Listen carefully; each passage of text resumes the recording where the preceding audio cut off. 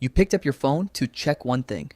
20 minutes later, you're watching a video of someone you don't know about a topic you don't care about. And the scary part, you don't even remember how you got there. Here's what nobody tells you. That wasn't your fault. That was by design. The apps on your phone were built by teams of engineers, psychologists, and neuroscientists whose only job was to make sure you never put it down. You're not weak. You're outgunned. And once you understand how the trap works, you'll finally know how to get out of it. You know, the average person unlocks their phone 96 times a day. That's once every 10 minutes, every single day.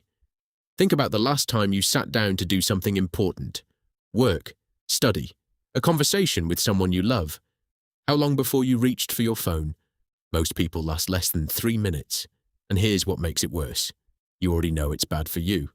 You've told yourself 100 times, I'll use it less. I'll put it down after this. Just 5 more minutes. And yet, here you are. This isn't a discipline problem. This is a design problem. And the sooner you stop blaming yourself, the sooner you can actually fix it. Here's what's actually happening inside your brain every time you pick up your phone. Your brain releases a chemical called dopamine, the same chemical triggered by gambling, sugar, and social approval.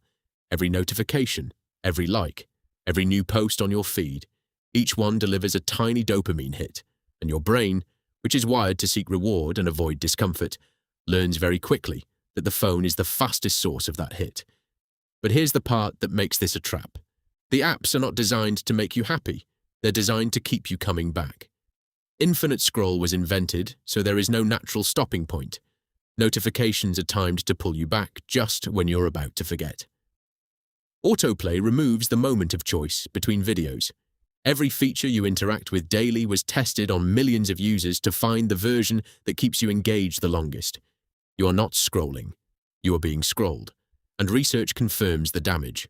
People who spend more screen time report higher anxiety, worse sleep, lower life satisfaction, and in a study of over 7,000 people, the likelihood of depressive symptoms increased significantly with each additional hour of daily screen time. Not occasionally, with every single extra hour. Let's put a real number on this. The global average screen time in 2025 is 4 hours and 45 minutes per day. That is over 70 days of your life, every single year, spent staring at a screen. 70 days. Not 70 days of rest, not 70 days of connection. 70 days of scrolling content designed by someone else for goals that have nothing to do with yours. But the real cost isn't just time. Every time your phone interrupts your focus, even a glance at a notification, it takes your brain an average of 23 minutes to fully return to the task you were doing. So that one quick check, it just cost you 23 minutes of deep focus, multiplied by 96 times a day. Your phone isn't just stealing your time, it's stealing your ability to think clearly. And that, for a channel called Clear Mind Logic, is the real problem. So, what do you do? The answer is not more willpower. We've established that willpower doesn't work against billion-dollar design. The answer is to redesign your environment so the phone becomes harder to reach and everything else becomes easier. Here is a system that actually works. 1.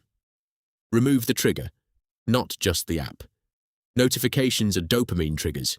Turn off every non-essential notification right now. Not on silent, off completely. No badge, no banner, no sound. When the trigger disappears, the habit loses its entry point. 2. Create physical distance. Research shows that simply having your phone in the same room, even face down, even silent, reduces your available cognitive capacity. Your brain is still thinking about it. Move it to another room when you work, eat, or sleep. Out of sight is genuinely out of mind. 3. Replace the first reach of the day.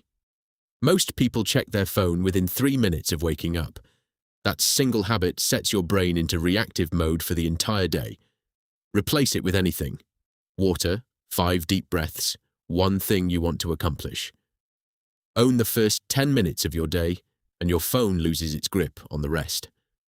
4. Use grayscale mode. Color is one of the main design tools apps use to keep you engaged. Switching your phone to grayscale makes the screen significantly less stimulating. Most people reduce usage by 20 to 30% within a week just from this one change. On iPhone, settings arrow, accessibility, arrow, display arrow, color, filters arrow, grayscale.